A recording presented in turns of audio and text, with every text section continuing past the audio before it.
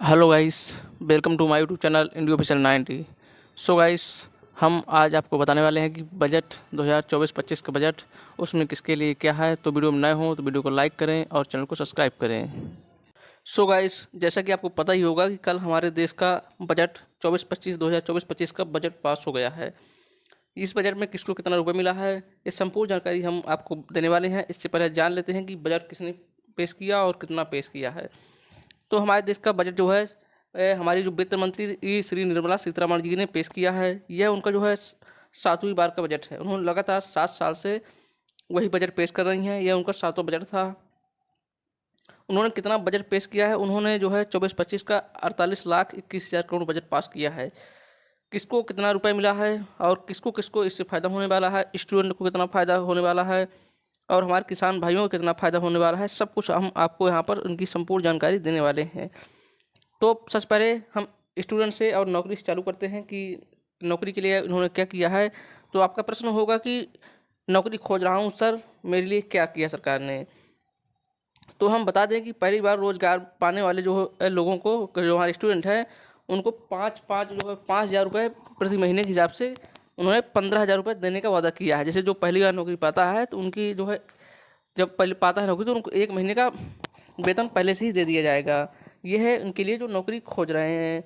अब जान लेते हैं कि युवा हूँ सर, करियर के लिए सरकार ने हमारे लिए किया है। जैसे जो हमारे युवा हैं, अब वो पूछेंगे कि हमारे आगे करियर के लिए सरकार ने क्या किया है, तो इसके बारे में हम बताते हैं। तो सरकार ने इनके लिए 500 कंपनियों में 1 करोड़ जो है युवाओं को 5,000 प्रति माह की इंटर्नशिप देने का जो है इसमें वादा किया है। इसमें 5 साल में जो है 20 लाख युवाओं को स्किल्ड किया जाएगा। उनको जो है, जो हमारे छोटे मोटे जैसे काम धंधा ITI ये लोग करते हुए, उसमें उनको वो पारंगत बनाया जाएगा। उसी में उनको जो है सिखाया जाएगा। और जो कंपनियां हैं उनमें उनको वो जो 5,000 रुपये जो है प्रति माह की इंटर्नशिप और 6,000 रुपये प्रति भत्ता दिया जाएगा। जैसे वो अपनी पढ़ाई के साथ साथ अपने करियर के लिए भी कुछ कर पाएँ। और जैसे नंबर तीसरा आपका क्वेश्चन क्या होगा, स्टूडेंट हूँ सर, मुझे बजट में क्या मिला। जैसे वो हमारे स्टूडेंट हैं, उनको क्या मिला है, तो उनको भी मिला है। तो देश में उच्च शिक्षा जैसे जो स्टूडेंट हमारे करते हैं, उनको जो लोन अभी तक लेते थे शिक्षा लोन, उनमें 10 लाख तक के लोन में उनको 3% तक की छूट दी जाएगी। इस जो बजट में पेश किया गया है, इसमें उन 10 लाख के लोन में 3% तक की छूट देने का वादा किया है। उनके लिए अच्छा हो गया। और इसमें जो है अब जैसे जो शेयर खरीदी हुई हैं हमारे जो भाई उनके लिए जो शेयर बेचते हैं, खरीदते हैं, तो उनके लिए अब सरकार ने क्या किया है वो पूछेंगे, तो उनके लिए बता देते हैं कि क्या किया है। उनमें जो है जिसने शॉर्ट टर्म कैपिटल गेन जो है किया है, जो शॉर्ट टर्म के लिए जो उन्होंने शेयर खरीदा था, तो उसमें उनको जो है 5% तक की जो छूट मिलेगी बेचने की। उनको 5% जो टैक्स है वो कम लगेगा। और जो है जिन्होंने लॉन्ग टर्म के लिए खरीदा था शेयर, उनको जो 2.5% तक उनको बढ़ा दिया गया है। तो इसमें शॉर्ट टर्म और लॉन्ग टर्म क्या है उसके बारे में अब जान लेते हैं। शॉर्ट टर्म मतलब होता है जैसे शॉर्ट टर्म कैपिटल, जिसमें जो अगर कोई व्यक्ति जिसने जो है अपना शेयर 1 साल या जो या उससे कम के लिए खरीदा है, उसे शॉर्ट टर्म कहते हैं। जैसे जिसने 12 महीने से कम खरीदा है वो शॉर्ट टर्म में होगा। उसके जो टैक्स था, पहले जो टैक्स था जैसे 15% टैक्स था, उसको बढ़ाकर उन्होंने 20% कर दिया है, बढ़ाया है टैक्स को। और जो लॉन्ग टर्म होता है, अगर कोई व्यक्ति स्टॉक का 1 साल या उससे अधिक समय के लिए कोई शेयर खरीद कर बेचता है, जैसे 12 महीने से लेकर 24 महीने तक या उससे अधिक के लिए कोई खरीदा हुआ है, उसको लॉन्ग टर्म कहते हैं। पहले उसका जो टैक्स था 10% था, अब उसको सरकार ने बढ़ाकर जो है 12.5% कर दिया गया है। इनको लिए जो टैक्स बढ़ाया गया है। जो भाई घर खरीदना चाहते हैं तो उनके लिए भी सरकार ने यहाँ पर जो सब्सिडी, होम लोन में सब्सिडी देने का उसमें बजट में प्रावधान किया है। वो सब्सिडी कितने रुपए वो देंगे सरकार, उसके बारे में भी कुछ नहीं कहा गया है। जैसे कि आप यहाँ पर देख रहे हैं, तो जो जैसे PM किसान जो है PM आवास योजना का जो दूसरा चरण है, उसमें 5 साल में 1 करोड़ से अधिक लोगों को जो है होम लोन में सब्सिडी देने का इसमें बजट में प्रावधान किया गया है। जैसे पहले 5 साल में जो 10 लाख करोड़ की राशि इसमें होम लोन में निवेश की जाएगी, जिसमें से आपको पहले चरण में होम लोन में 2.5 लाख करोड़ रुपए का जो है सब्सिडी देने का जो यहाँ पर सब्सिडी मिलेगी आप लोगों को, जैसे कि आप देख रहे हैं। तो जैसे अब नंबर 6 जान लेते हैं कि मुझे घर बेचना है तो इसमें क्या लाभ होगा क्या हानि। तो प्रॉपर्टी बेचने वाले पर महंगाई का लाभ यह टैक्स घटाकर जो है 12% कर दिया गया। जैसे कि आपको प्रॉपर्टी बेचना है तो इसमें जानते हैं कि आपको लाभ होगा कि हानि। तो जैसे आपका जो घर है जितने में आपने खरीदा था तब की महंगाई को लेकर और आप आज की महंगाई उस हिसाब से अगर आपका घर जो है महंगा बिक रहा है तो आपको लाभ होगा।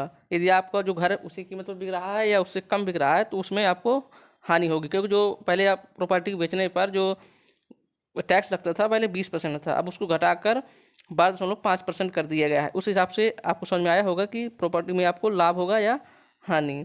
अब ज़्यादा पेंशन पाने के लिए आप क्या करेंगे, अब इसके बारे में जान लेते हैं। जैसे पहले जो सरकारी कंपनियां आपका वेतन काटती थी उसी प्रकार जैसे प्राइवेट कंपनियां भी, पहले हमारी जो प्राइवेट कंपनियां हैं अभी तक 10% आपके वेतन का काटती थी और उसको निवेश करती थी। तो अब कंपनियां जो है 14% काटेंगी और उसे बैंकों में या अन्य जगह निवेश करके करेंगी। जब आपका पेंशन होगी तो आपको वही जो सारा पैसा बटकर एकत्र होकर आपको लास्ट में मिल जाएगा। तो इसमें आपको जो पेंशन में आपको लाभ होने वाला है। और अब इसके बारे में और थोड़ा आगे जानते हैं। तो अब 8वां प्रश्न है कि कारोबारी हूँ तो मुझे इस बार क्या मिला है। तो जो MSME के तहत जो कारोबारी हैं उन्होंने कर्ज लिया है तो उनको कर्ज में काफ़ी राहत मिलने वाली है। जैसे कि जिसने पहले 10 लाख कर्ज लिया था और उन्हें समय पर लौटा दिया, उनको 10 लाख की जगह 20 लाख का जो कर्ज है आसानी से मिल जाएगा और उनको जो है कारोबार के लिए कोई जो गिरवी कुछ नहीं रखना पड़ेगा, तो उनके लिए यह फ़ायदा होगा। अब दूसरा, किसानों के लिए इस बजट में क्या किया गया है, अब उसके बारे में जान लेते हैं। किसानों के लिए जो है खेती में 1.5 लाख करोड़ रुपए खर्च होंगे। 6 करोड़ से भी अधिक किसानों की ज़मीन का जो ब्यौरा रजिस्ट्री है उसको दर्ज किया जाएगा और सभी को एक ऐप में इंस्टॉल करके उसे ऑनलाइन कर दिया जाएगा। इसमें 109 से भी अधिक उपजाऊ किस्में जो फसलें आएंगी, जिसमें 400 जिलों में इसकी जो है ये सबको बांट दिया जाएगा और उससे उसकी उपज की जाएगी। और इसमें इसके बाद जो है किसानों को सभी को क्रेडिट कार्ड दिया जाएगा जिससे वो आसानी से लोन ले सकेंगे और 1,60,000 करोड़ रुपए तक का लोन आसानी से ले सकेंगे।